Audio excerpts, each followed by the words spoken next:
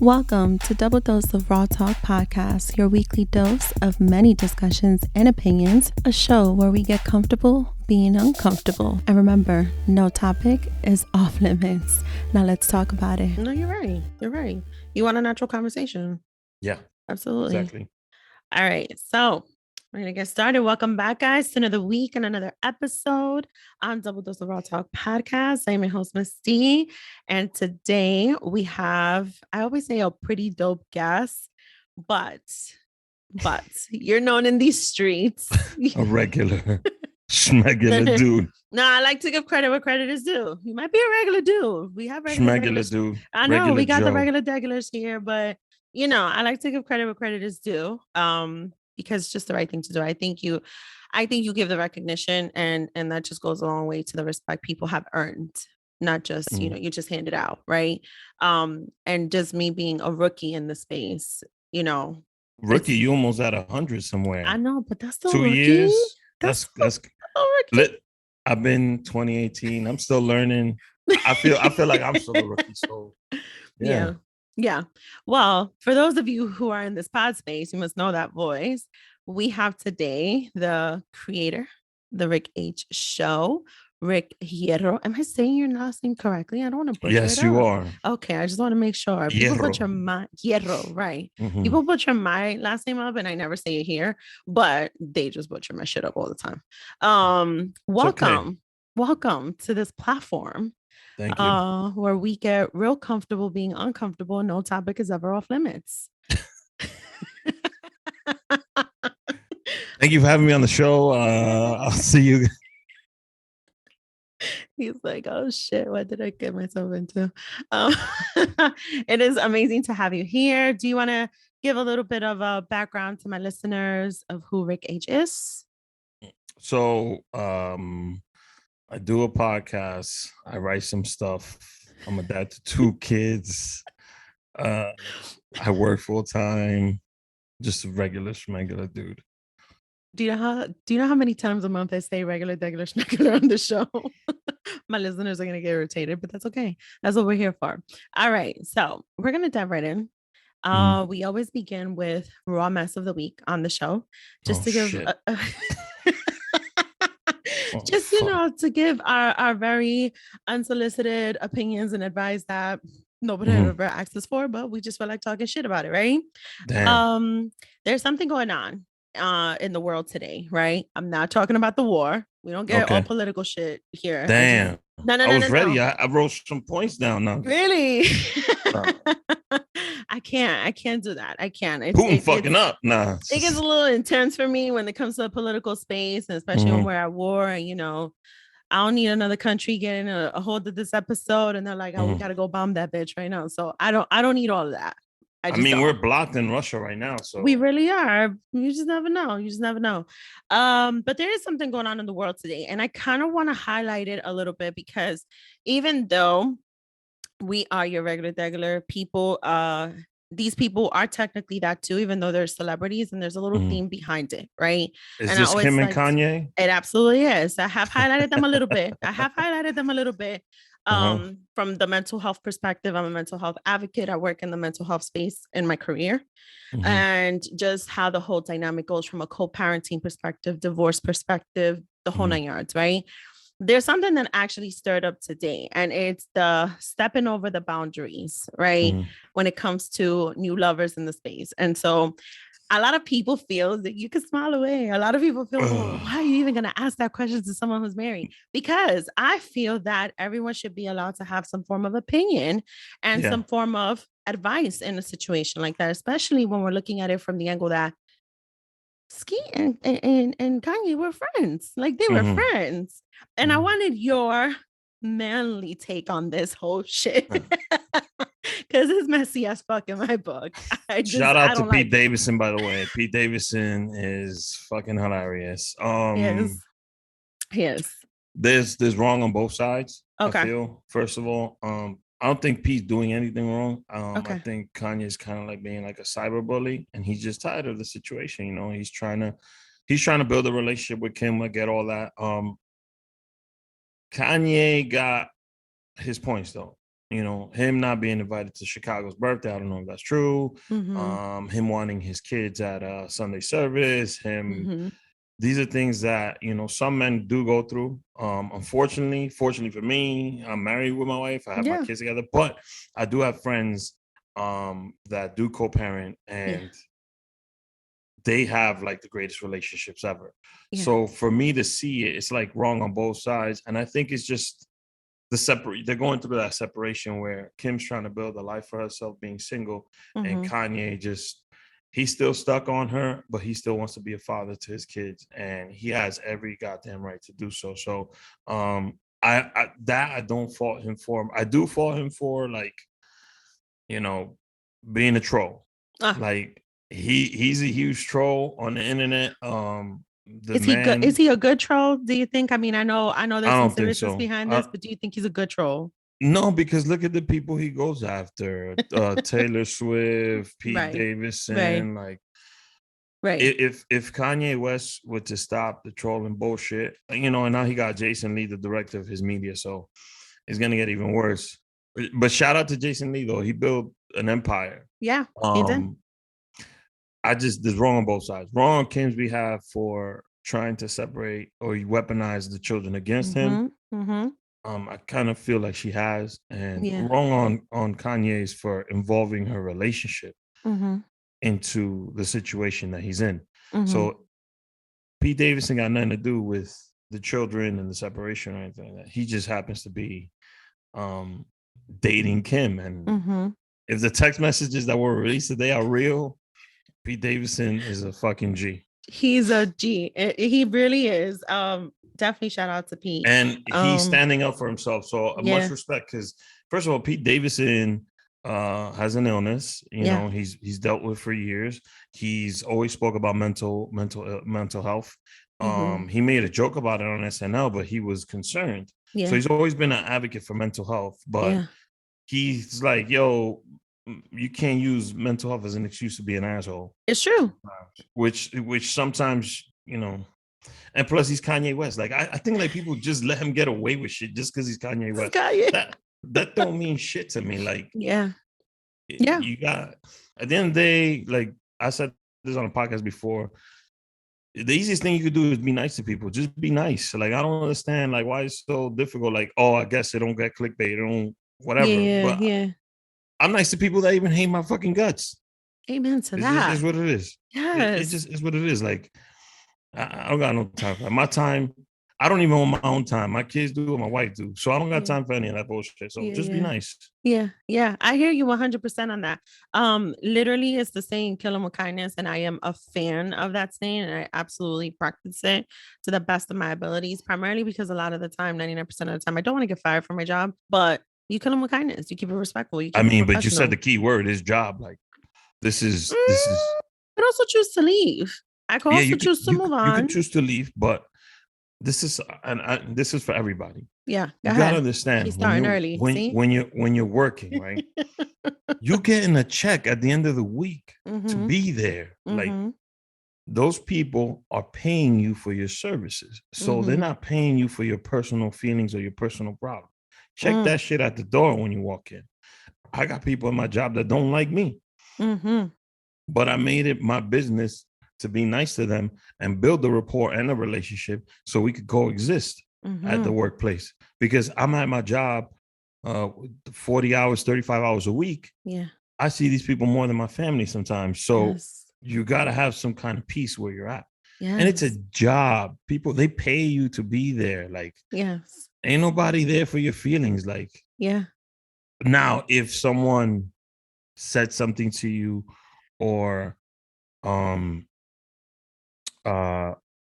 went cross some boundaries, you go to human resources for that. Talk your Rick H shit. For the record, this was not intentional. It just came this way, but there's a lot of intent behind this, and I think I'm gonna send this link to a few people because they need to hear this.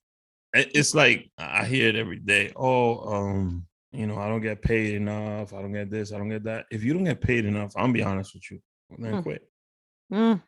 Because there's other people. Listen, then quit. There's other people that come and do the job. You gotta when you like, and not everybody loves their job, but it's something you gotta do to maintain yourself. Like, I'm not gonna quit my job and just go podcast because, like, oh shit, I got a couple avenues opening up in the podcast world. Right. No, I have responsibilities as a person.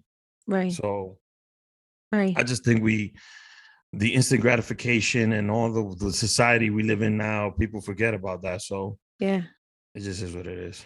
It's interesting. Two things to that, because this is why I love the raw mess of the week, and I love it to be a surprising topic because you never know how it's going to lead, right? Two things to that. One, did you see Kanye's Netflix documentary yet? Yes, I did. Amazing.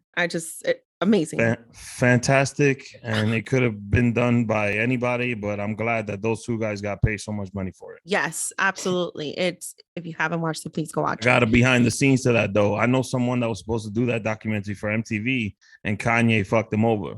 So, damn. Yeah. Wait, is the Double Dose platform learning this from your mouth first?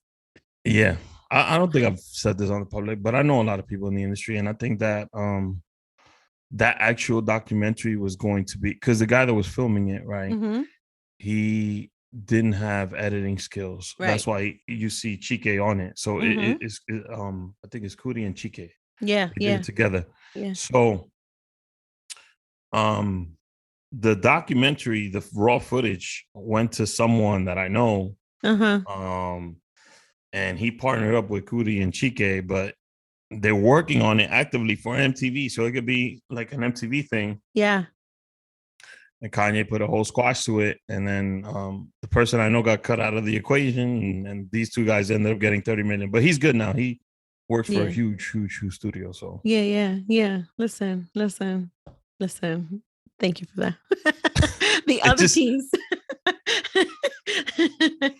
The other piece I wanted to tackle with the commentary you just said about the, you get paid for this, the being, kind. And if you don't like your job, then just quit, or you don't think you get paid enough. You said a key component there for us, through our creatives, and we're in the creative space, right? And do we just pick up and we just quit that job to just pursue podcasting? There are podcasts, and I know a few of them, probably a good two handfuls, maybe, or just one, who from being podcasters did decide to quit their job and dive into the podcasting space. And from all of those that I know, it didn't just rely on the podcasting technically. I feel like a lot of them had to have that push or continue with that drive of becoming full-on entrepreneurs, and then had to branch out and create a whole business out of it. Just like everything in life is a transition. Yeah. I got a timetable on Me Too. Right. Not Me Too the movement, but me myself, as far as my career. But I do have a timetable worked out already. You just got to be smart about it. Yeah. There's a lot of creatives out there. You have passion, you have the ability, you have the skill. Ivan Manito's like one of the that's a genius right there. People say Kanye West. Caesar, Ivan Manito Castillo, that is a genius. Okay. So you just gotta, like, Dex, my man Dex used to work a full-time gig, left, and he just lives off his work. Yeah. Jay Ramirez, the same thing. Pavel Martinez does a podcast on this specific subject, It's a timetable. And I think it's a transition. You got to know yourself. You got to know your situation. If you're a single person, you could take more of a risk. If you're not, and you have kids, you have obligations, you gotta have two things. You got to have the wits on how you're going to do it. And you got to have a super strong support system. So like, if I started podcasting and my wife was like, nah, I'm not feeling you in this space, it'd be a problem. Like, so the fact that she's like, yes, you could do it, go ahead. Like, she supports it. And anything I do, she's like, oh, that's cool. Like, keep doing it, keep pushing. So yeah. I like that. That's amazing. Transition, know yourself, know your situation. If you could take that risk, take that risk. Yeah. You know why? Because once you took the risk, 50 years from now, you can say, oh, I took that risk. Yeah. And I failed, but I thought I was going to do better. Right. Yeah. But if you don't, 50 years from now, you're going to be like, yo, I had the hottest podcast in the fucking game, and I never took the leap, and blah, blah, blah, blah, blah. So right. I'd rather die with no regrets. No regrets. No regrets. I like this. He just probably nailed every single segment on the show, but that's all right. We're going to still dive in. We're going to go right into the As Raw as It Gets segment. And this is where I want to get a little deeper with Rick H. Okay. Oh, no. Don't say, oh, no. Ain't nothing too deep. How many times do you get asked question of, what made you start the podcast? How many times do you get that question, just in general? Being you're a host, so how many times you ask that question? I really don't ask the question. I like to know what made you do it. I like to know what is it? Did you just wake up one day and decide that today I want to have a voice with a microphone and a camera and a whole editing system? What is the real behind the story scene to that? I don't want to know all the surface shit.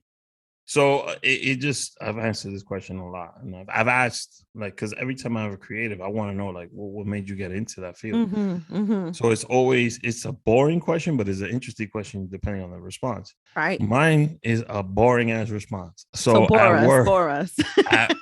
I used to work with my brother, my younger brother, and a good friend of mine is Paulie B. We all worked together, and we would all have conversations about sports, pop culture, anything that's going on. Do you want to tell us what's your favorite baseball team by any chance? Oh, it's the Mets. It's the Mets. We're just gonna leave that there. It's the Mets. I know. Yankees are racist. I just so we just started, like, we had these really good conversations, and we're all into the UFC, MMA, so we follow that. And I was like, let's do a podcast. And they were like, yeah, let's do it, blah, blah, blah. Every week would be like, yo, we should do it. We should do it, because they were funny. And we're like, yo, we think this is funny, what somebody else think it's funny. But they never followed up on it. So I started, like, getting, like, my stuff in order, started studying, reading, like, how to do it. And I couldn't come up with a clever name. Like some of these podcasts have, like, double dose of raw talk. Talk your shit, what they never told us, Quien tú eres, El Salón Chronicle. Every time I give it up to all these podcasts, because every time Latinos Out Loud, every time I hear the name, I'm like, damn, and I got the fucking Rick A show. But it's what I rock with, it's what I roll with. That's what the name I put on it. And that's also your name. I was the one that was putting all the work in. And because you see people can pronounce my last name, I just cut it to H. So yeah. But that's why I got into it. And then it was just like sports. Okay. And then it grew into something else, and it woke up something inside of me that was dormant for a while, because I used to do radio when I was in college, and I used to go to CCNY. Nice. WCCR, back then it was 6:40 a.m. I don't know what it is now. They changed. I know it changed it on the dial. The one, 6:40 a.m. Wait, is that your radio voice? Was that your radio voice or something? No, my radio voice is my regular voice. Okay. When I worked at McDonald's, it sounded like you had a little bass there. Wow. Yeah, when I worked at McDonald's, I was 18 years old. Somebody told me I should do opera or be on the radio. Okay. So when I went into college, I went into radio, and I did have a voice for that. But yeah, WCCR, the one. No, when I started doing it, it was good, and it woke up something inside of me, and then I just felt for a while Washington Heights was a misunderstood neighborhood. People would just come uptown and just party and shit, and didn't even know, like, all the historical things about it and all the dope people that live there. So I wanted to highlight some of those people, and I just started interviewing friends of mine, like Dex, the mayor, DP, Louis Tapia, who does Lou Knows Good, which is a nonprofit. A bunch of people. And then I just started booking, like, big names. You have booked big names. I give you that. You want to be on my podcast? Yeah. All right, cool. Yeah. It just grew from there. Yeah. Doing for your community, for the Heights, right? Yeah. Because I agree with you. I do think it's a very misunderstood neighborhood, community. I know some of the most amazing people there, not just professionally, not just pod space, but also just personally. I have purposely worked in the Heights part of my career for many years. And it's probably some of my best moments when you service your community, whether it's through your career, through any platform, right? And the people, right? But most importantly, one of the things that outstands the most to me for the Heights is the culture. Yeah.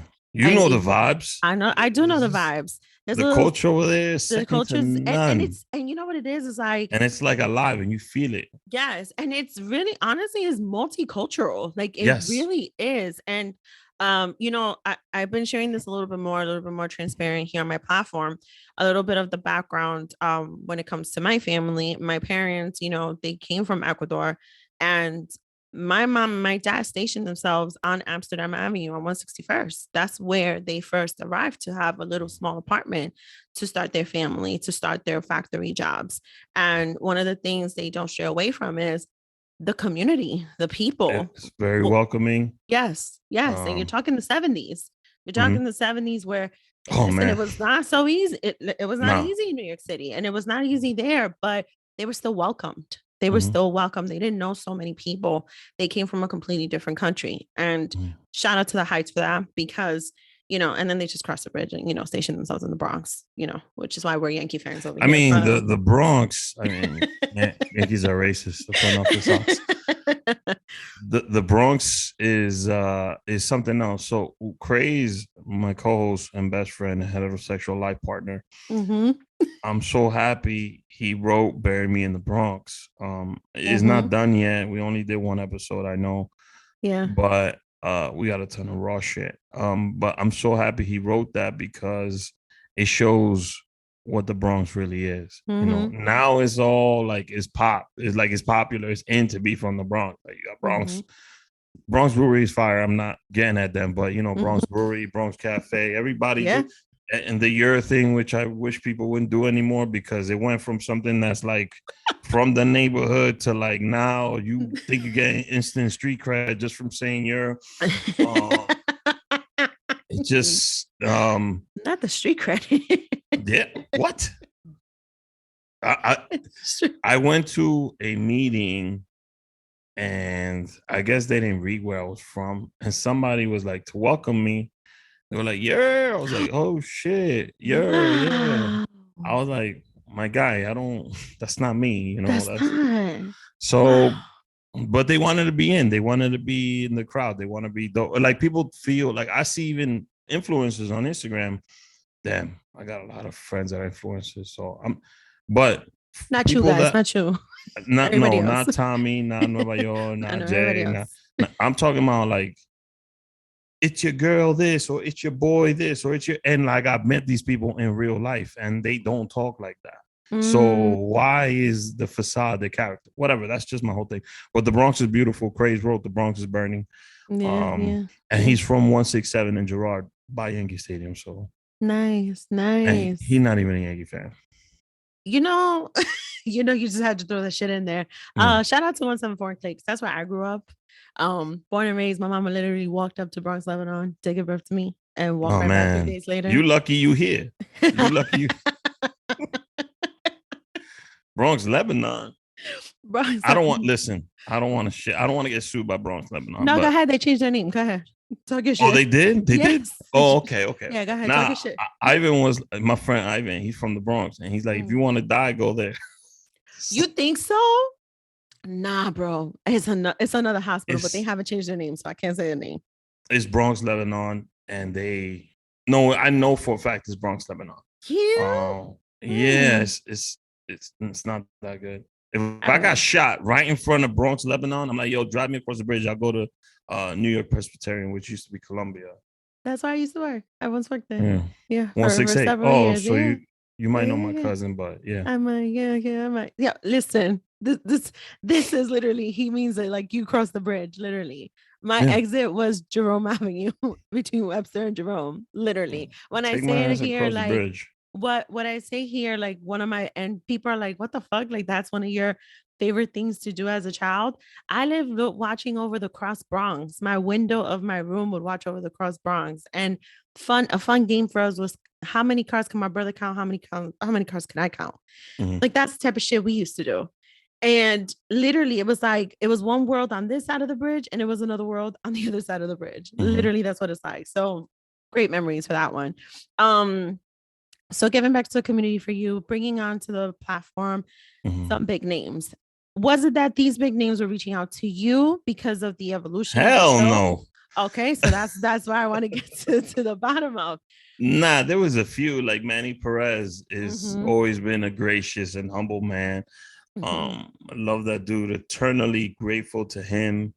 Oz Rodriguez didn't have to. Oz Rodriguez, he's the director of Saturday Night Live. He didn't have to be on my show, but he said yes. I mean, I there was people that said yes right away. Yeah. John Leguizamo, I still haven't had on the show. And you've been saying that for quite some time. I don't got him on the show. I mean, I've had like dialogue here and there. I had his sister on the show, which it turned out to be better because Marie is an amazing person. Like when my kid was born, she hit me up, congratulations, blah, blah, blah. She's such a dope and nice person.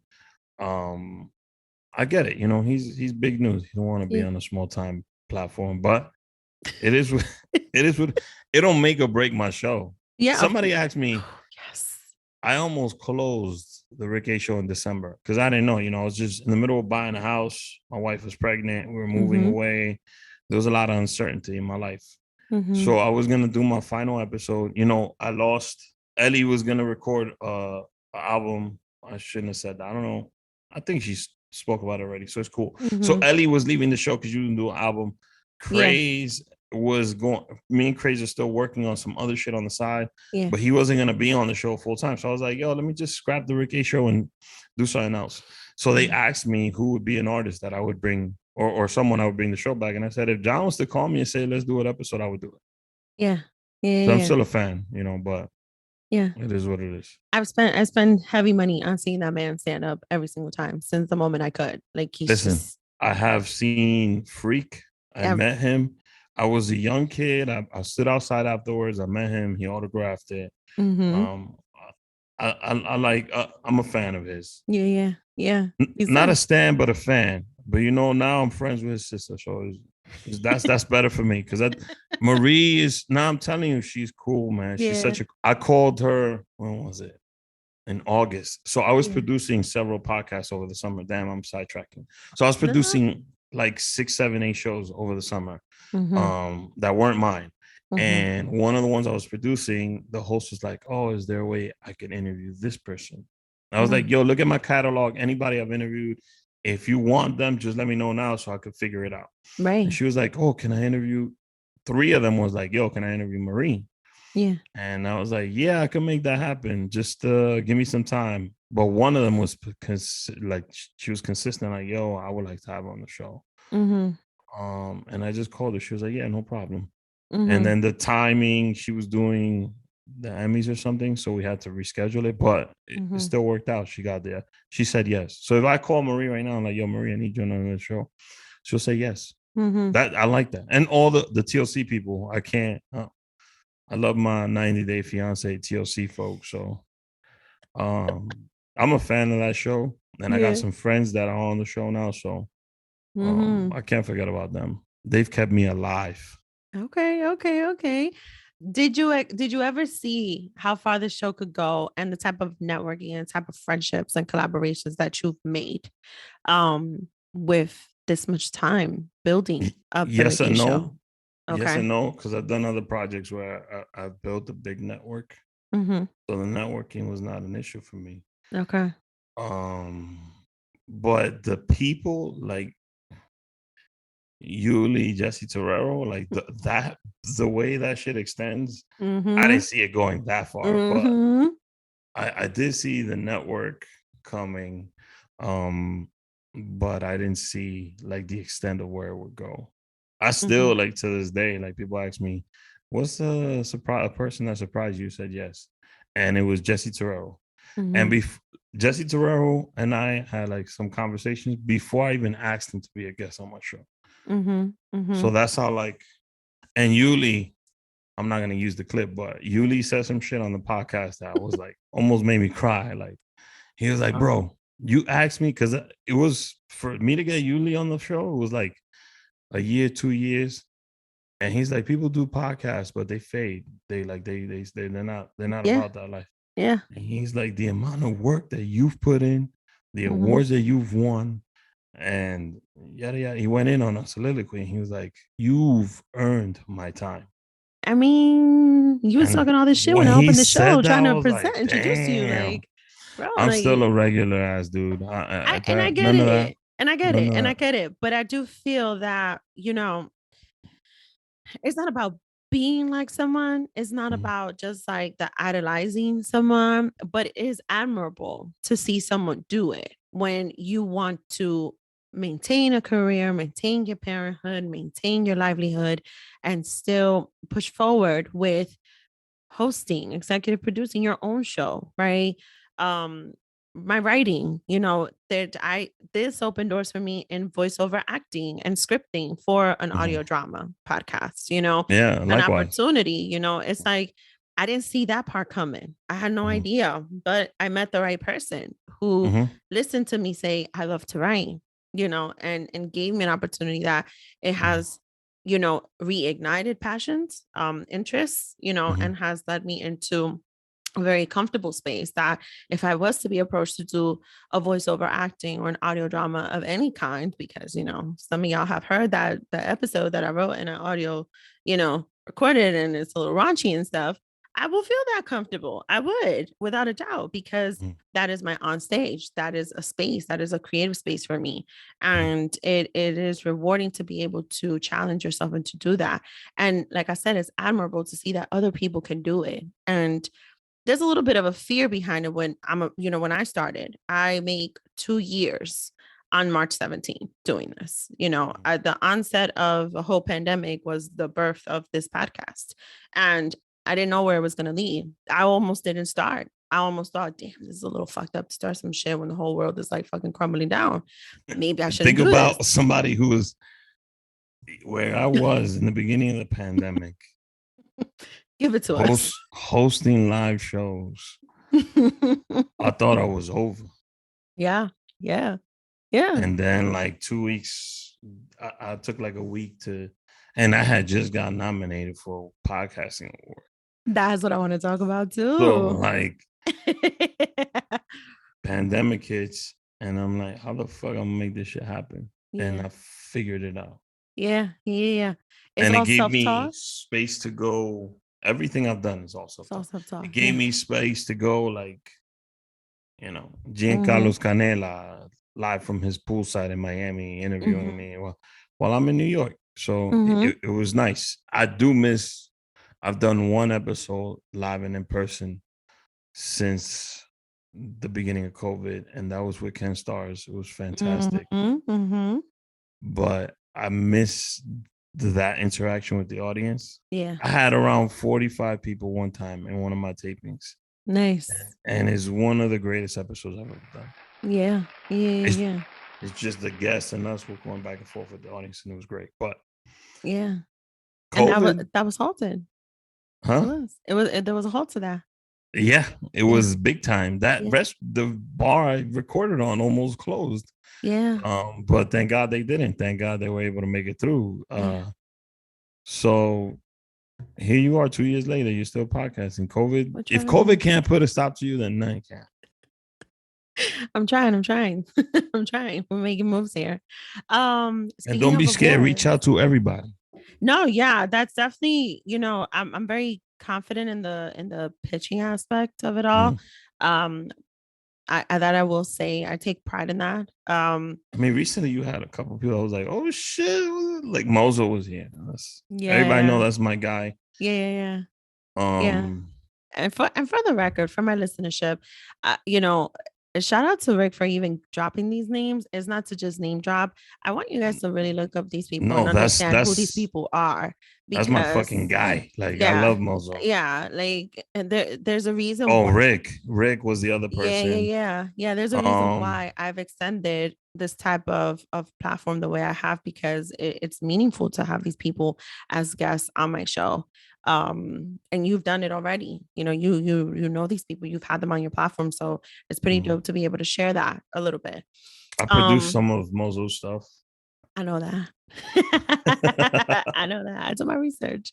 But because like honestly, I was on Mozo invited me to be on his show. Mm-hmm.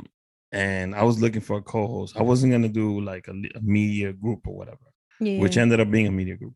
Right. I did his show, but the vibe with Mozo is just so dope. I was like, yo, bro, I need to work with you on something. Let me help you out with something, you know. Mm-hmm. And we had a conversation over the summer and we just started doing things together. Yeah. He's a good dude. Yeah, he's a good he really dude. is. He really is. That's definitely that episode was very, very impactful on my end on this platform. So shout out to Mozo for that. The award. I literally have it as and the award goes to. Okay. It's not, it's not about, I got this, I got that. It's literally, I want to know, what does that feel like for you to even be a nominated for an award when it comes to the space and the work. You're self-taught. And I want to highlight that you are self-taught. It feels good. It feels satisfying. Okay. Winning or losing doesn't really matter. I mean, this year I got nominated for 9 awards in 2 different shows. Yes. And I didn't win any. Yeah. So it was like I won one last year. I was nominated for 3 awards last year and I came away with 1. Mm-hmm. And I was like, oh, maybe I get 1 or 2 this year. Yeah. But then it was like reality kicked in. Like, nah, you could be on top of the mountain and the shit could be taken away. Just enjoy the ride, bro. So it's good. It's good to get nominated. Yeah. It doesn't make or break my show. Yeah. What I got out of the Land Podcast Awards is better than winning the award. Like, I have a friendship with the man that owns that and runs that. And I also I've made like friendships with other podcasts that have been on there. So also with the People's Choice Awards. This show is sponsored by Queens Infusions, a mompreneur-owned brand that creates terpenes and CBD-infused wellness products. Woman-owned, mompreneur, small business-owned, Queens Infusions wellness products are homemade in small batches from locally sourced ingredients, and they are my absolute favorite. To mellow out, to chill, to enjoy the scent, the taste, ooh, you name it. You don't want to miss this. Go to the show notes, go to Queens Infusions Etsy shop, and at checkout, use DDRT code for 20% off, courtesy of Double Dose of Raw Talk Podcast. I made it my mission to network with all those people. So, but the award is cool. I got one. Yeah, I got a couple nominations, but it doesn't valid. At the end of the year, I don't sit back like, yo, I did 60,000 on this episode and I got 7 awards. Nah. Right. If I did 25 episodes, out of those 25, how many of them were dope? To me, in my opinion. And if the number's over 50% of it, then I was like, yeah, I did a good job. Yeah. I think what's pretty amazing. For one, it is seeing that there are more spaces recognizing the work of podcasters. For one, it's the Latino. You gotta pay like $350 to get nominated. So like, you gotta submit your work. It costs money. Like Webbies, Tellies, and this the Publishers Podcast Award. So it's great that there's a space for the nomination, but it costs money. Independent podcasters don't do that unless you're on a network. The network pays for it itself. Right. B is usually celebrities that have a podcast that get nominated and win in those shows. So if when I saw like friends of mine, Latinos Out Loud, nominated for Webby, right?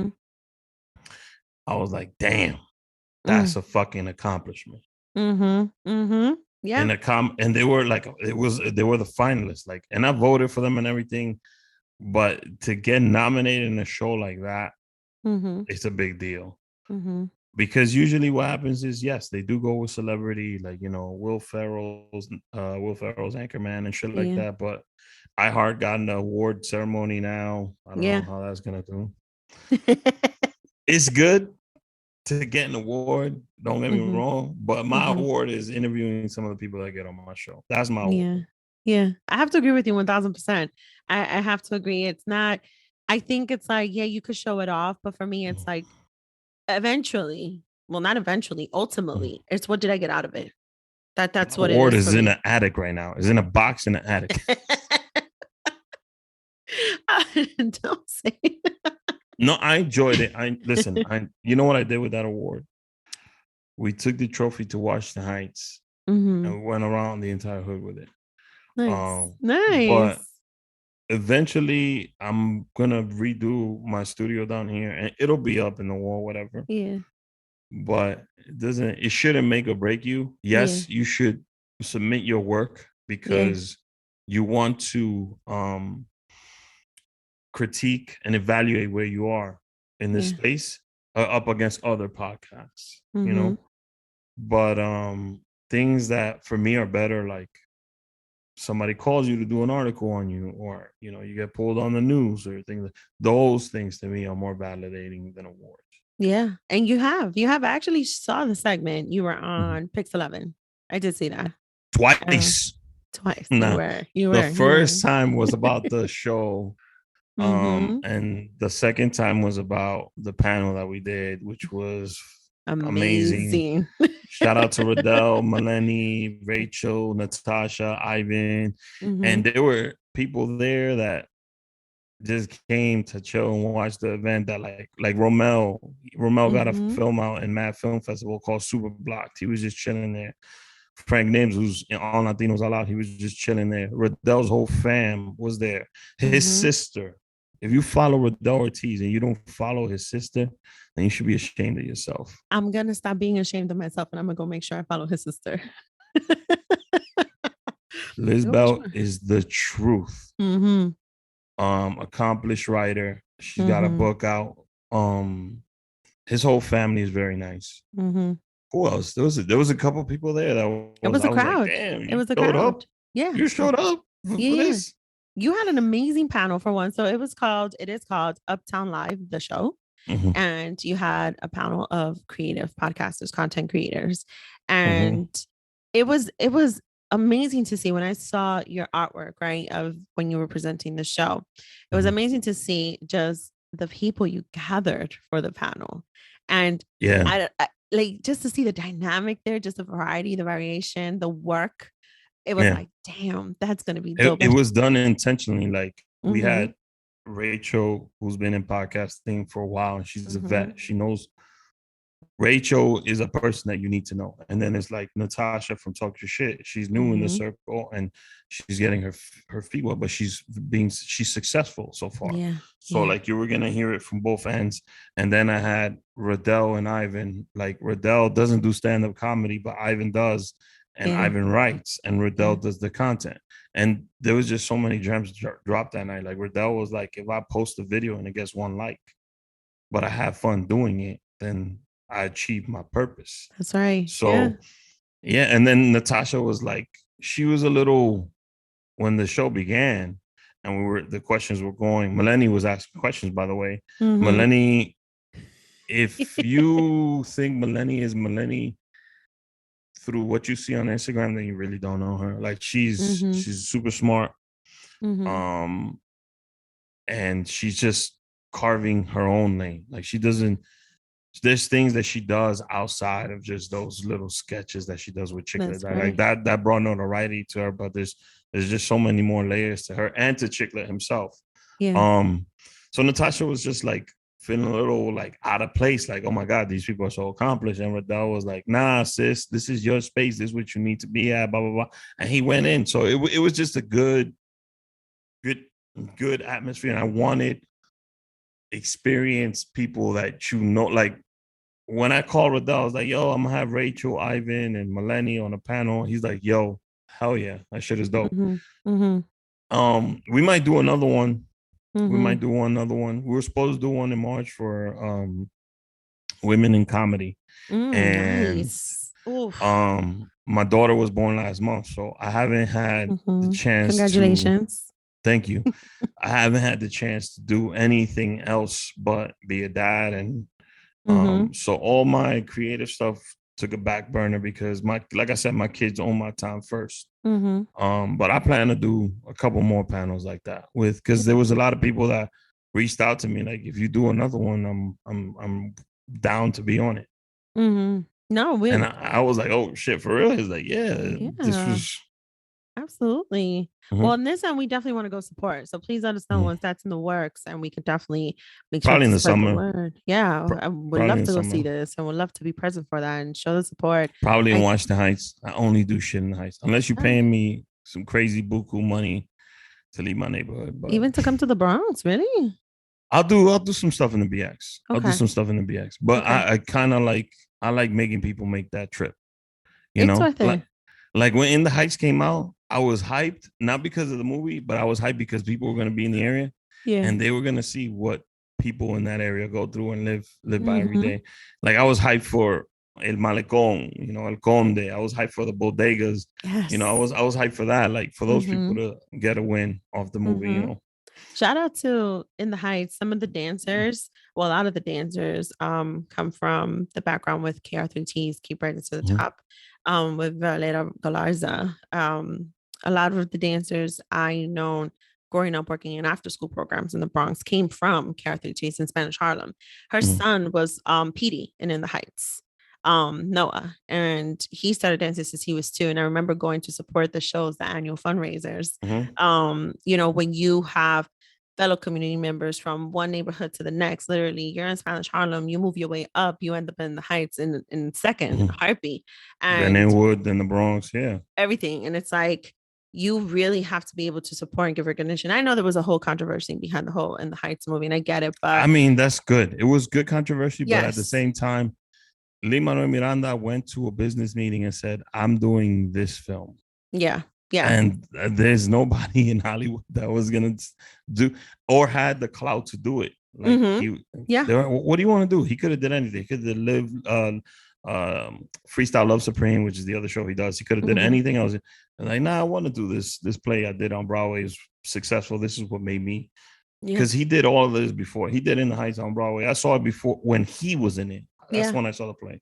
Yeah. And he went into a meeting and then just Hollywood took over. And you can't be, I'm not apologizing for Hollywood, but that's just how the business is. But it opened up the conversation and it gave us a lane. Yeah. But I was not going to be like, nah, I'm not going to go see that film. Correct. I have to agree. Because when something happens where it's in the area and we have to, I will never talk bad about anybody that's from Washington Heights. Okay. In the media circle. I could hate that person's guts, but if that person's doing something, I'm going to be like, yo, I'm supporting this person. Right. I think that goes hand in hand with what you do. You know, you made sure that this platform you created had its presence there. And I that's something you have to respect. You cannot not respect it. Same way with Lynn. You have to respect what he did regardless. The truth he even said he could have did it better. I'm not an OD fan, but he did. He did. And every time I got asked in interviews, how do you feel about In the Heights? You being from Washington Heights? I was like, oh, that's good. It's a good movie. Can't wait to see it. A lot, which is true. A lot of people that I knew were in the film. So it is what it is. I feel like, especially in the creative spaces and in the spaces and industry where it involves acting, comedy, singers, dancers, even us in this space as well. Fortunately, we're not going to please everyone. Not everyone is going to like every single hit. It's like when you go to a restaurant, you order mofongo. There's a chance that mofongo is not going to taste good. So like, it's got to be the same thing. Like some people thought In the Heights was the greatest thing they ever seen in their life, and certain people were like, "Nah, this is the worst." Like, it is what it is. Do you know what's funny? When I had Rick Herrera here, because this is Rick Hierro. When I had Rick Herrera, we went on this whole Sancocho conversation. The Wind and Cloud podcast. Would you like to just detail to my listeners what mofongo is? Because we've been given lessons here on dishes. And we gave a whole lesson on sancocho the other day. So mofongo is a Puerto Rican dish, originally from Puerto Rico. It's basically green plantains all mashed up into like a little cloud, and it has some sort of protein in it. My favorite is the pernil in English for my English folks, but for my Spanish folks, pení, tú sabes, pení. That's my shit. So it's delicious.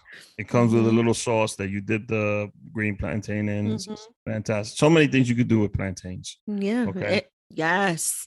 Yes. For some of y'all already know a little bit of dishes with the green plantains, but definitely mofongo is the shit. Mofongo is delicious. It's delicious. It really is. My brother's actually out in Puerto Rico and he sent a picture of his mofongo that he was enjoying. From Los Piñones? Oh, I didn't ask him, but he's just out there. He's out there living his best life. So. Listen, I'm blessed. I'm Dominican. My wife's Puerto Rican and Cuban, so we have those three islands intact. I just need to adopt like a Jamaican child. That way we have all 4 islands together.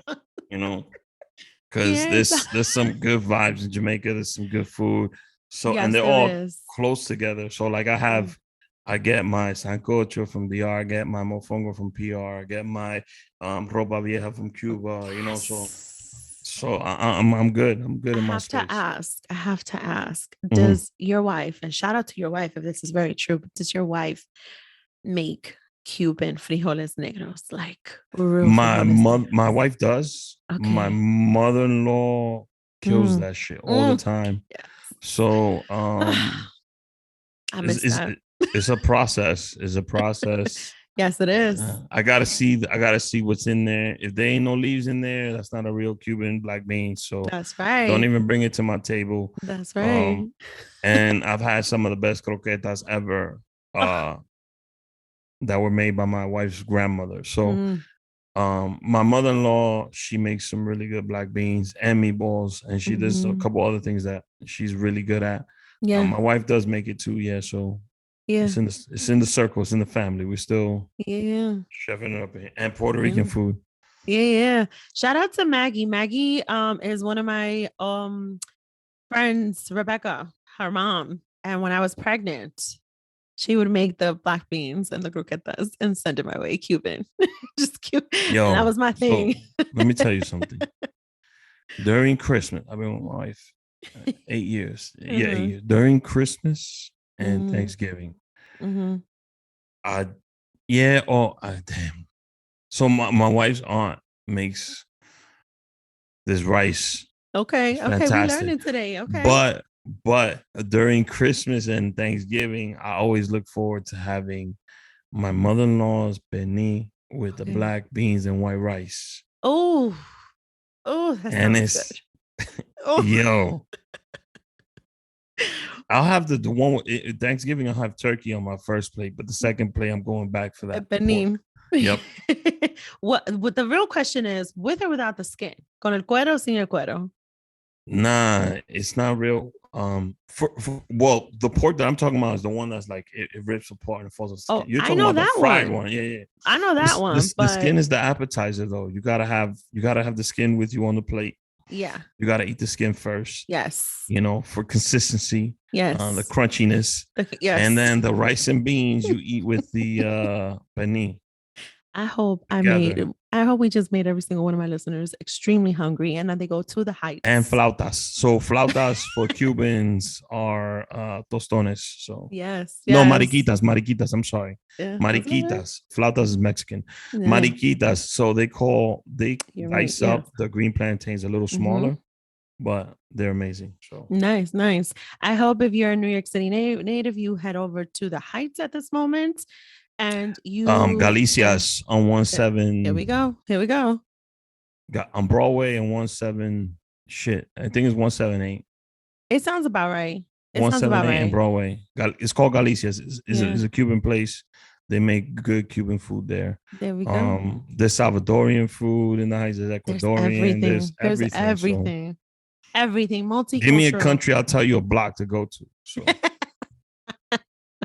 Multicultural. All right, we're gonna go a little further into the double or nothing. This is a little deeper. But you already highlighted a little bit about this, right? Oh shit. It's growing up in the hood, and now you're in fatherhood. What does that look like for Rick H? What it was like for you as a kid versus what it is for you as a father today? I mean, as a kid, my dad wasn't really involved in my life. I had a stepdad. He worked a lot. But the father figures I looked up to were my uncles and any and any of my aunt's husbands. So they're my uncles through marriage. Yeah. So my cousin Gene, who I'm really close with, his dad was always around. My uncle Raymond, who passed away, RIP, he was always around, always there.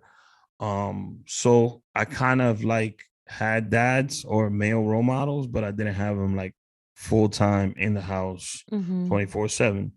You see, my stepdad, I adore him to death, but he was a livery cab driver, so he worked a lot. So he wasn't really, so it's like 12, 14 hours shifts. So he wasn't really like there all the time. Plus he was like my stepfather, so I didn't know what that was. So I didn't know what to be a father was, but I did take little pieces of what I thought a great father would be from those men. And then from the 6 women that raised me, plus my grandmother. Nice. I would listen to conversations on what those women thought a great man should be, and I would sometimes be like, damn, they right. Like, why men don't listen to what women are saying, like, yeah. Right? Yeah, like, what's wrong with y'all?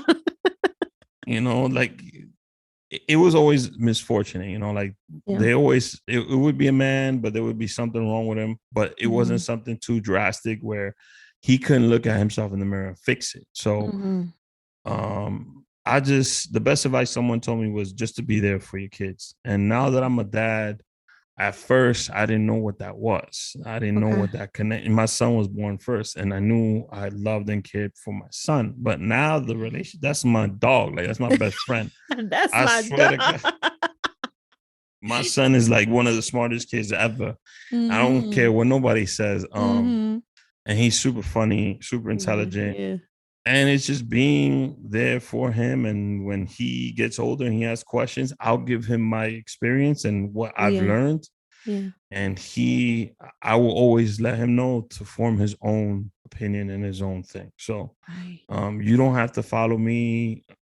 I want you to be better than me. That kind of thing. And my daughter, she's a month. I think she's a month and a week, I think, or something. Yeah, a month and a week. No. She'll be a month and a week on Tuesday. Nice. So she came out and it was just different. It was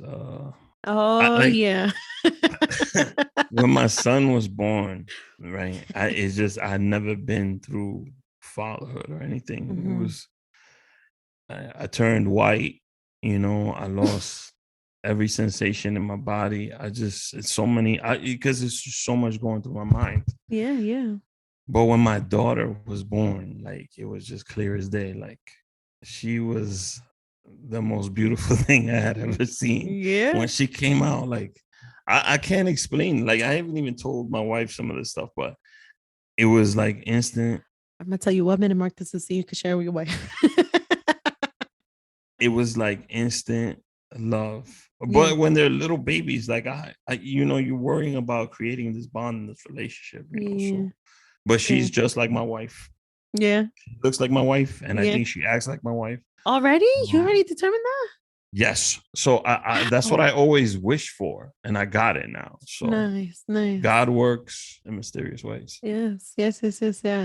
Do you think this is always something that, just from a perspective, I was having a conversation with someone the other day, and they asked me, do you want more kids? Because your son is going to be 15. He's going to be 15. You don't want more kids? You're done? Like, that's it? No, you're done. I got a daughter. I got a son. I'm about to be 38. Okay. I mean, my focus is them and their lives. Okay. Well, is it because you have your son and your daughter? So you have the pair, or would you have stopped the way after 2 kids? I don't know. It's just, I feel where I'm at now. The house we bought specifically designed for the family that we have. Okay. It's 95% no for me. Okay. Fair enough. That's fair. And I don't think, I just think, and having recently just went through the process, me and my wife, like, I just feel like, yes, that's where I'm at. It's a no. Okay. I get asked though, when's the next one coming? I'm like, I hate when people do that. I can't stand it. Just so you know. It's month old. Like, Yeah, just so you What know. do you mean when the next one coming? Can you get to know this one now? Yeah. Let's just like this person a little bit.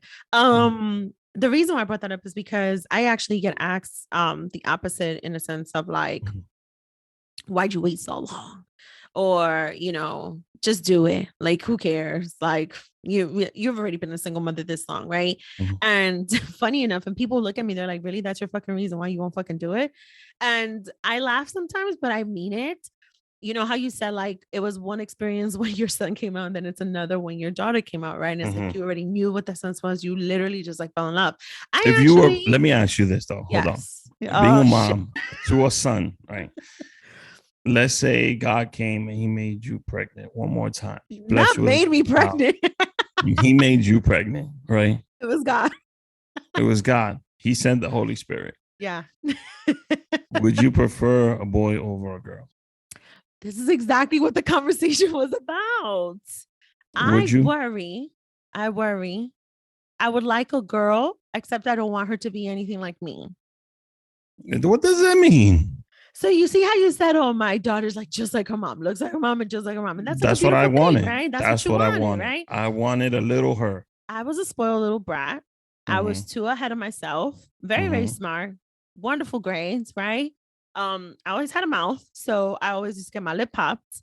There was just a certain sense of who Daisy was. Don't see an issue with any of these things. So I sometimes just wonder, and this is where I commend my mother and my father, right? Because a lot of who I am today is. I think you just want another boy. I think you know what it is to be a boy mom, and you love your son so much. I do love my son, but I'm gonna be honest, and I'm probably gonna get the shit about this, and people are gonna be like, "Damn, that's fucked up, Daisy," right?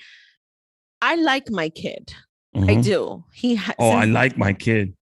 I do. It's like, you know what it is? Like, I sometimes feel I lucked out plenty with my kid. I lucked out with him. That the kid, he slept all through the night, very self-sufficient. He was very independent since a very long, my beginning. Son right there. Right. There was just so much about my son taught me how to be a dad. He's like, I got you. Like, I'll be sleeping through the night at 11 weeks. Got you, dog. Like that's beautiful. Like, who this kid is today, he's gonna be 15. I've been doing this shit for 15 years. He's still in one piece, and he's an outstanding citizen. That's the goal. Keep him alive. Keep him alive, right? Like, fed, clothes, roof over your head. Like, okay, great. But who he is today is, I don't even like to talk about, sometimes I tease it and his father laughs at me. He's like, I mean, it is because he's like, it's because of you, because you're the one who's there. You're raising him every single day. Like, he is who he is because of you. And sometimes I'm like, he's beyond me. Like, I sometimes feel like, who is this kid? He's so disciplined, so respectful. He's about his soccer team. He's about his health. He's about his school. And it's like, I worry that if I pop another one out and they're nothing like that, and I cannot give that kid back. And that's really my parental concern here. And I'm not even joking. You can't give them back, but you got to raise them. Right. But what if I don't like the kid? This is a serious question. No, it's a serious question. You will. It's yours. So far, you love your children, and that's fine. But I've heard stories of people both of my children liking their children. Immensely. I mean, I think they would say that at the moment. You get any parent who hasn't slept a night in 3 weeks or some shit like that. They'll tell you that. But like, I don't like this kid right now. Give them a 2-hour break and then be like, yo, my kid's amazing. That all goes away when your kid comes and gives you a hug or, does some funny shit, I think I'm very much so disconnected from that phase. I don't know what that's like 15 years later. And that's the hesitation I have with the whole and it'll be hard, to transition back. And like, me and my wife wanted to do it like right away. Right. Because we're in war mode already. Might as well just stay in war mode. And then to like go 6 years and then have to transition back to this, it wouldn't be easy. So, yeah. Funny you said that. This goes right into the next question is going to be great to have a discussion with. Combination of your entire life right now, where you are today, everything that you have your hands on, your greatest takeaways and the risks. What are those? I don't think there's any risks in life with anything. I think everybody needs to just live their life. Okay. And always think about that last day you got Oof. And if this is how I see things, Yes. I live my life a day at a time. And at the end of the day, I go to sleep thinking, did I do everything in my power to be a positive person, to live a happy? Am I happy with myself? First of all, are my kids happy? Is my wife happy? If the answer is yes, I could go now. So I haven't taken risks. Yeah, everybody takes like financial risks. You can only take financially, but I think like if you see things as, because I think risks is like an ugly word, but Do you? We do. yeah, I think it's an Wow. ugly word. I think people see, oh, this is risk. This is a risk. I could lose this. You don't lose or gain anything. You just gotta. It's the way you see things, honestly. Interesting. So Good to know that. that's my point of view. Yeah. Is the way you see things. Yeah. What do you mean, like greatest takeaway? I don't. Well, if today was your last day, what would be your greatest takeaway? If you were next to God, who's planning to get me pregnant in like the next year or two, and Yeah. he's like, "Yo, Rick, No, what in did you 2 learn? weeks. What's not 2 weeks? Oh my God, I'm trying to make it to the next Uptown Live media show this summer. What did It's look great. what did I learn? What did you learn? What was your takeaway that your greatest that you could say? The culmination of it all. Just have an open mind, work hard, and choose to be happy. Be happy. Yes. Those are the 3 things, So simple. I know it sounds very simple, but it's not. It's not. So those are 3 things I want to like work hard, have an open mind. Yeah. And there's another one actually, because I wrote this down. It's 3 things I wanted my kids to know. Nice. Yes. But I know it's have an open mind and work hard. And I forgot the other one, but be happy with yourself is also in there. I think that is like very important. I think people feel they attach happiness to other things instead of like yourself, like, oh, I'm happy because of X, Y, and Z. Yes. Yes. Yeah, hearing it from Rick H here because it's so true. I think too many people fixate on the wrong shit to say or to claim or to think or to even feel happy. And they lose a sense of themselves, in my opinion. That's just how I see it. I might be a little critical on that end, but I feel you on that. While you find your third venture, one last question with this. How much of your what you would consider? Damn, I just wrote it. I found a book I wrote. But yeah, go ahead. Look at that. Look at that. Okay. How much of your success of what you would consider to be success of what we've already discussed and had a whole conversation highlighting what is Rick H success, right? How much of that has fallen realistically under the trials and lessons of the entire process? Has there been enough of that for you to say that's why I am where I am today and I am successful in what I do? I mean, I listen to myself, basically, this is gonna sound crazy, but I'm my own therapist. No, Okay. no, Okay. I evaluate daily, and I think that's something everybody needs to do is in whatever space it may be. And I learn like there's lessons that I take. Last year, I would say, I learned a big lesson in networking and to look deeper. Like, you don't network with people just for what they can do with you. Network with people who you really just roll with, like who are for you, who are there, who are about you. And I think that that's what summed up all of last year for me. I really saw who was there and who wasn't. And I don't think I've been successful yet, because if I was successful, that means everything on the chalkboard is already crossed off. Honestly, I'm nowhere near 200 episodes. I'm nowhere near 1,000 episodes. I'm nowhere near my comedy special. I'm nowhere near my TV show on TV. I'm nowhere near my movie. I'm nowhere near my documentary. So we're gonna write these down because we're gonna check it off as it keeps happening, right? there's a lot left. I mean, there's some work done in the documentaries. The TV show is basically the characters have been established. I haven't written it. I have an idea for the film. I wrote a piece of it. And I'm at 140 episodes. So I don't feel I'm successful. I feel like I just continue to work hard. If you put your head down, work hard, stay consistent, don't pod fade, things will happen. You know, you'll be in the room with some people you wouldn't even imagine you were capable to be in the room with. Yeah. Because the show will continue, right? It's yeah. I mean, I'm gonna go back to Ulysses Terrell. He said, "You earned my time." So, in the space from 2018 to now, I've known about 50 podcasts, and out of those 50, 30% of them are still producing shows.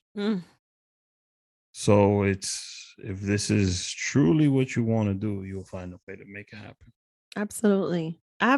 A whole word straight from the heights. Yeah, y'all have to listen to that for real. Thank you for that. We're gonna go into the overdose, and that's the last segment of this show. And with the overdose, you're gonna get nobody's dying in overdose, right? This is a good overdose. I'm just saying. Can I just tell you when I thought about the name to the last fucking segment? Because I'm in healthcare, I was like, this sounds kind of fucked up, but I just went with it. I just went with it. It could have been overtime, sudden death, something like that. Yeah, all of that. But yeah, I totally thought about that shit. It weighed a little heavy on me for a couple of weeks, and then I just let it go. You could use it. All right. So on the overdose, we usually go either on a raw rant of something that we are overjoyed with, or that we are over it. And it could be absolutely anything in general, anything about life, anything you saw, anything at all. And you got like 2-3 minutes to fucking do it. So would you like to go first? Anything that's at the tip of your shoulder, maybe on your chest, whatever. I don't got no chips. You know what I am over, though? I'm over this Democrat and Republican country we live in. Okay, you're right. At the end of the day, who gives a fuck who you voting for? I mean, if you got some racial tendencies, brother, you need some Jesus in your life. But I'm just this divisiveness. I hate the like people thrive on drama and being divisive. Like they still talking about Donald Trump. The man ain't been president. You're right. You're right about that. You're right. So let's put that clown to bed. Let's not talk about him no more. His social media platform flopped. Let's learn to be a society again. On both sides. I've always said I'm more of not like, you know, they say left and right, which is I think it's retarded. I'm more like in the shoulder. You're on the shoulder. On the shoulder, like I'm not an extremist. I'm not a racist bigot. I'm in the shoulder right here, where it's like logic. Basically, government's supposed to work for all. So if some shit's not working for all, then we need to talk about that shit and get that shit revised. Right. I'm just over the divisiveness, which I think is dying down, which is beautiful. I'm over the coronavirus. Okay. But I think we all are. I'm super happy of where creatives are going. I'm super happy because that was all negative. I hate that negative shit. I'm very happy for Mozo. I'm very happy for Sasha and Crystal. What they never told us. I'm very happy for Babel. I went to a podcast dinner that was celebrating podcasters, and somebody who's very important asked me, "Who you feel in this room is like someone you like and that you see is the next big thing?" And I said him. Nice. I'm very happy for the relationships I've built. I'm ecstatic about my family. Happy in general. Like my life is good. I have no complaints. This is a vibe. Complaints about nothing. Like I honestly, if I didn't get to sleep 2 hours, if someone cursed me out on the train, I just live like I don't give a fuck. Like you don't pay my checks like my kids do. My emotional checks are paid by my kids. So like, as long as I get home and they happy, I'm happy. Yeah. My wife too. So yeah, life is good. You know. Yeah. Yeah. Just got a baby girl, got a house the beginning of this year. We just bought a new car. Life is good. Like I can't Congratulations. complain. That's a beautiful thing. Thank It's a you. beautiful Thank you. thing. Coming I out from just the hood, that's a I beautiful thing. just want to be progress. Just want to keep progressing. Yeah, I'm not absolutely. interested in any of the petty fights or people name calling me and shit like that. Do you trend on Twitter? Is that a thing? No, I don't trend on Twitter, but Good. I do get name bashed a lot, but it's cool. Really? Yeah. Damn. Listen, I'm doing something safe. right. No, That is true. That is true. I would be concerned if there was, good news, bad news is good news at the end of the day. So, You know what? I try my best to not do the petty stuff at all, right? Because I am a new Daisy, right? Since 4 years ago, I've improved my soul, but it comes back out every once in a while. and it comes back. And I want to just make this an overjoyed confession.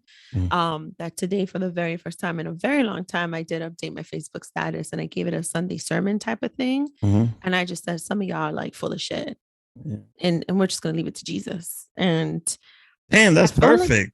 I felt like I needed to just say that. I want to just, like it was just like, you know why? Because to your point, there's people like somebody asks you, like, who do you think is the next? And it's like, I want to give recognition to those people I really see fucking doing the work. Because I know what work I put or like people who call me, like, there we go. Right. It's all of that. Conversations. I have friendships in this industry that I value way more than anything else. And like at this moment in time right now, if there is negative energy out there, I don't know it. If there was, let it be. But I give props to all those people, and I just do my thing. I want genuine energy. I'm gonna add another dose on that one. I want genuine energy. Very organic energy. Because you gotta speak to Ivan Manito about that. He's all about that. I will. Ivan Manito's the man. I feel like, and we live in a world where I am going to look at what is your intent with me. And I'm not talking about just a guy who wants to date me. No, I mean in general. I mean all people, every single person that I encounter and interact with. I need to know what is. I don't think you should be like that. I think you should honestly just you yourself when you interact with people, give them the genuine you, and I always do. And you'll get it right back. So, like if people like me or don't like me, you think so? You always get it back. You get it back. You trust me. You get it back. It might not be from that person. It might be from somebody else, but you get it back. So just keep doing that. Forget about this negativity shit. When I started out my podcast, I do. I had 13 episodes in, and there was like this huge negative energy around me in Uptown, and I just chose to ignore it, and it went away, and it died. And it don't exist anymore because it's trash. So I just don't, I don't feed the beast.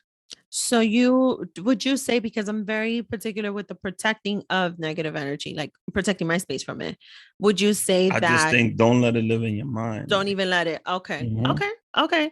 You know what? I'm a very stubborn Scorpio. And so chances are right now I'm going to be like, no, I'm going to stick to my thing, but I'm going to take it into high consideration, right? Yeah. Just honestly, they don't pay your paychecks. Your son pays your paychecks. You pay your paychecks. You make yourself happy. And I'm laughing for a reason, and I'm going to say it. I'm going to say it. What? A wise woman once told me, I happened to have once upon a time been married to her son. She once said, if they don't fuck you, feed you, or pay your rent, you don't owe them shit. Exactly. And if they just reminded me of that shit. If they do, you still don't owe them shit because you only owe it to yourself and your kid. Even if they do one of the three or all three, you still don't owe them one of the three or all three. If you want to be around, you be around. You find a way to be around. That's just my wave this year. That is the wave. All right, Rick, do you want to tell my listeners where they can find you and support? They can find me anywhere that I live in. No, I mean, don't go to the Heights searching for him. I produce a small podcast. Episodes are out Tuesdays at 8:00. They're live on YouTube, Twitter, Twitch, and Facebook. I have Instagram is at the Rick A Show. You can follow my personal creator Instagram, which is at Rick Hierro if you want. That's basically it. If you want to follow, subscribe, comment, I appreciate all that shit. Anybody who listens to my show or follows me or comments or anything, I always appreciate. I always show love. If you send me a DM or you have an idea, you want to be on the show, whatever, I always write back. Yeah, he does. He really does. You do. I You wrote always back write to me. back. You wrote back to I me. always Like, write back. yeah. Honestly, and I might forget, but I'll look and I'll go back and I'll write back. Yeah. Not to say I got like 100 DMs, which I don't. I got like 2, but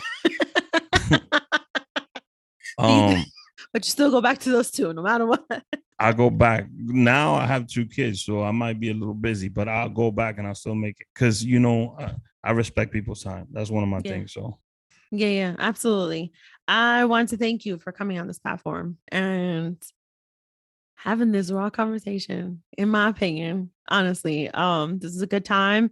Definitely want to continue. Thank you. You're doing a great job, by the way. Let me just tell you, as someone who sits on that seat, you're doing a good job as far as preparation, having your segments tight and steering the conversation, no awkward silence. Yeah. Giving the guests space to speak, and then you're able to put in do a good job. Thank you. I appreciate that. Thank you so much. I'm going to make sure everyone Nobody knows hears that shit because they think I talk too much and I let people talk. The fuck? No, listen. Okay. So I know people who talk and have a show. And you got a guest on and you're talking about you, but you have to also it's like you give them 60% of the conversation. 20% is questions, and then the rest is you giving in because you want the audience to get to know you as well. Because some nights you might not have a guest or Joe Schmo from the Rick A Show.